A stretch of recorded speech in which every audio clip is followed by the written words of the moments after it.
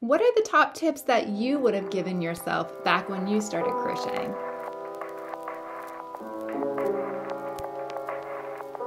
Hey folks, it's Mary, aka MercyTriumphs, and this is Slow Crochet. Today I want to talk about the best advice that I would have given myself that I've learned over my years of crochet. This is inspired in part by a friend, I believe her name is Bailey. So hi Bailey, I hope you're watching, and if not, this is for everyone else who is kind of new to crochet. Crochet has been having a bit of a renaissance now. We see it on Taylor Swift. We see it on Harry Styles. Crochet has become adopted as a fashion statement in the last several years, but it's really kind of coming more to the forefront now. And I see that people of generations below me are really getting into it. And so I was thinking about when I started my crochet journey, and even though I did start at age 13, I did have a little bit of a break before I actually started embracing crochet as a way of life. And I hit that when I was in my late teens, early 20s. At that time, there were so many things that I didn't know, and I was just happy to have some worsted weight yarn and a size 6.0 millimeter hook, and I was good to go. These are some things that I would tell myself if I was gonna say, hey, you're new to crochet, these are the top things that I would look for, beyond just learning your stitches and learning where your hook goes and learning about tension, all that kind of stuff. So here are my top 5 considerations for having crochet projects that not only you enjoy working on, but also have that longevity factor that you can enjoy for years to come. Point number 1, learn how to read a yarn label. When I was first getting back into crochet, after a little bit of a hiatus, I was looking at patterns and they would call for a certain weight of yarn. I would then go to the store and find a matching weight of that yarn, but I didn't quite understand how hook size and yarn weights kind of went together. And I also wasn't really considering the care instructions. So on your yarn label, you will have a weight of yarn, which weight is just a fancy way of saying a thickness. And yarns are classified into different thicknesses because ultimately you just have fibers that are being twisted together. You can twist them into something thin or something thick, and there is a range of possibilities even within that yarn weight. So number 1, look for your weight of yarn and make sure that the weight you're looking for generally matches the project that you want to do. Number 2, look at the care instructions and consider, is the care instructions on this yarn going to work for the project that you want to do? If, for example, you want to make a blanket and you have pets in the house or you have children, you might want to consider using a yarn that is easy care, as in it can be thrown in the wash and it can be thrown in the dryer. I don't know about y'all, but I don't really have the space to lay a whole big blanket flat to dry. So that's going to influence the yarn that I pick, and all of that is going to be on that yarn label. So advice number 1, read your yarn label. The second thing I would want my younger self to understand is that fiber does change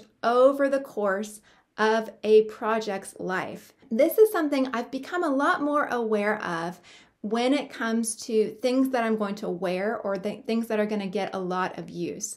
When I'm looking at, for example, an acrylic, if I think that I'm going to have to wash this item a lot, or if I'm going to wear it a lot, I'm going to look for an anti-pilling acrylic. Just because something is washable doesn't mean that it's anti-pill, that it's going to last for a long time. I've noticed even in garments that I wear, when I'm wearing them in the car, I might get pilling across where the seatbelt crosses my shoulder and my waist. Think about how you wear your garments. Think about where those fibers are going to run up against each other, and consider how that might impact your overall enjoyment of the piece. And just be aware that pilling will occur, but sometimes there are a few things that we can do to mitigate that effect. Sometimes the yarn that you work with does not actually soften up in the wash, and are you okay with that? That's just something to consider as you're choosing the yarn for the project that you want to do. Third thing that I would tell myself, one ball is not enough. Y'all, I did not realize this because on many yarn labels it'll say 1 ball makes a hat, 2 balls makes a scarf, something of that nature. But crochet in the world of yarn arts is really in a minority. It's gaining a lot of traction, but a lot of times those labels are referring to knitwear. And crochet takes about 1/3 more yarn than knit does. So when you're looking at your yarn label and you're thinking about the project that you want to do, Don't be fooled just because it says one ball will make a hat. Well, maybe you might want to get two. It's always okay to have a little bit extra, and then you can find other ways to use that extra later on. There's so many wonderful scrappy projects that you can use, but I personally am no longer buying just one of anything unless I know this is going to go to a color work thing, or I have something in mind that I know I just need that one. One ball is almost never enough. Go ahead and get yourself a second, just because it's better to have more than enough than not enough. The fourth thing I would tell myself is become good friends with stitch markers. Y'all, this might seem like a really simple thing, but it revolutionized my life. When I first started crocheting, I was taught to take my hook and poke it through the live loop of my project and then stab that into my ball or my cone of yarn, and that's how I would keep it from unraveling. It was such a revelation when I learned that I could take a stitch marker and put that in the live loop of the yarn and close it up so that no matter how hard I tugged, that live loop would not come unraveled. So stitch markers have become such good friends of mine. They're also great when you are doing something in the round and you need to mark your first stitch. They're also wonderful for keeping track of how many chains you've done in a longer project, so you can put a stitch marker in every 10 chains or every 20 chains, just so you're not counting 200 chains 4 different times because you lost count. Those stitch markers can save you a lot of frustration. Last place that I would use stitch markers is sometimes in a shawl. When I'm doing the point of the shawl, sometimes that can get a little lost. So just putting a stitch marker right in the center point can be a help to me as well. So yes, stitch markers are your friend. There are several different kinds. You can get the plastic locking ones. You can get the metal locking ones. You can use a bobby pin. You can use a safety pin. You can use a paper clip. You can use the silicone ones that lock together. The only thing that I would avoid are the solid round ones. Those are more useful for knitting. In crochet, you need to be able to remove your stitch marker in the midst of the project. So make sure that it's not just a solid thing that you're accidentally adding it into the project and it's there permanently. Also, shout out to yarn scraps that also make wonderful stitch markers. A yarn scrap isn't going to keep your live loop from unraveling, but it will do a lot of the same functions for keeping track of your stitch counts and that kind of thing. Number 5, fancy fibers don't necessarily mean you're going to enjoy working with the yarn. Now, this one was hard for me to swallow. Just because the yarn says it has a percentage of alpaca or cashmere doesn't mean the yarn is going to be soft. Just because it's made out of wool doesn't mean it's going to be scratchy. Just because it's made out of acrylic, it doesn't mean that it's going to be scratchy or soft. Just because it's made out of cotton doesn't mean it's going to be rough or soft. Fiber content can have an effect on the feel of the yarn, but it doesn't tell you everything. So over the years, I've become a little bit more hesitant about buying yarn that I haven't held in my hand. For me, one of the important things about going physically to a store is so I can feel that yarn.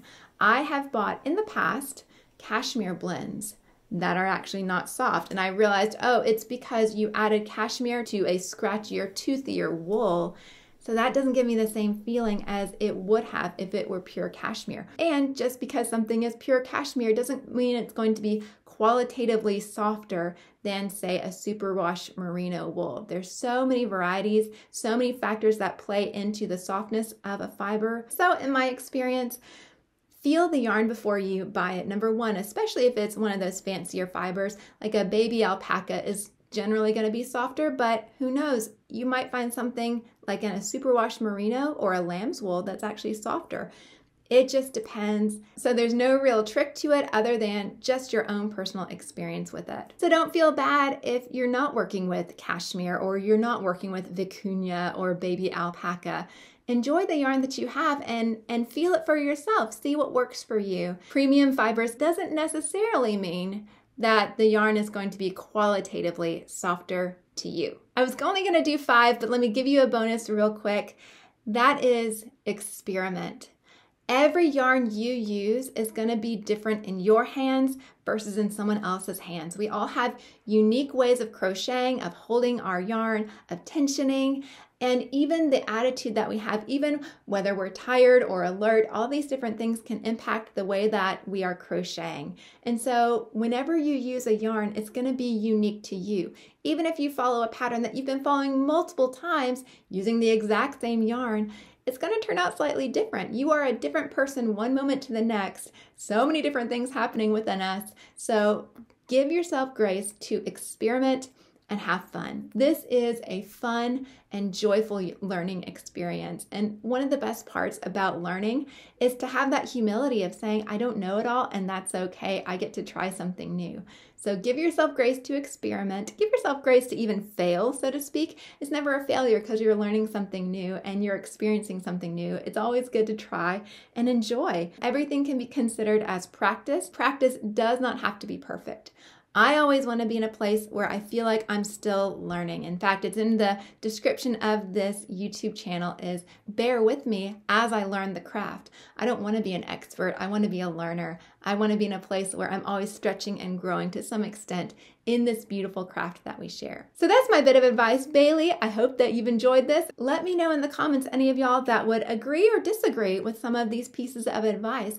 Let me know, what is your top tip that you would have told yourself back along your crochet journey? I would love to hear that. And I think the comment section would be a great resource for people that are starting out and just need a little bit of encouragement or a little bit of perspective as they are getting into this wonderful craft that we share.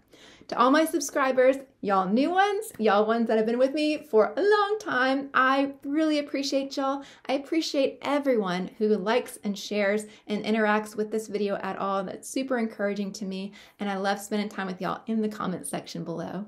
And if I'm not your cup of tea, thank you so much for listening this long. I really do appreciate you, and I do hope I'll see you again soon. Bye!